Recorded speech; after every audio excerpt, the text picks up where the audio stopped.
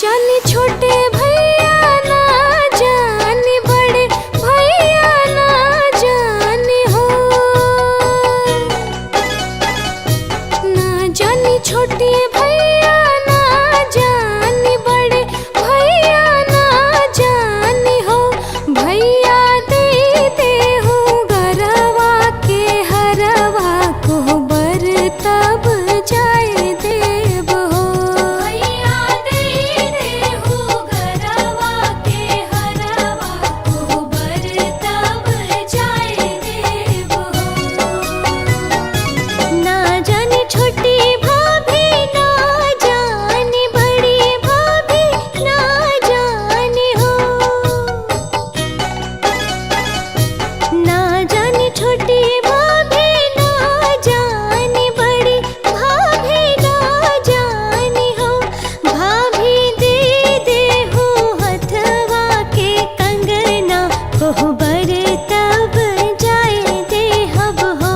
भाभी दे हो हथवा के कंगना कोहबर तब जाए देहब हो।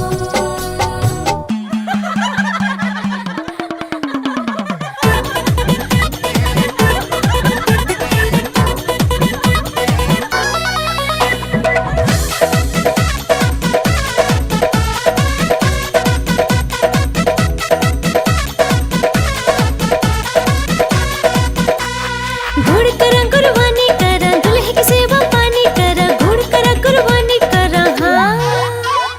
घुड़ करा कुर्बानी करा दुल्हे की सेवा पानी करा, घुड़ करा कुर्बानी करा हाँ।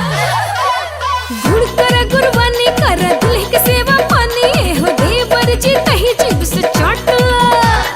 घुड़ करा कुर्बानी करा दुल्हे की सेवा पानी हो, देवर अपने बहन के गलिया काटला। घुड़ करा कुर्बानी करा दुल्हे के भरा पानी, अपने बहन की छतिया से छतिया सटला। घुड़ करा कुर्बानी करा दुल्हे के भरा पानी, अपनी छतिया से सट के जानी काटला। घुड़ करा कुर्बानी करा दुल्हे की सेवा पानी करा, घुड़ करा कुर्बानी करा हाँ। घुड़ करा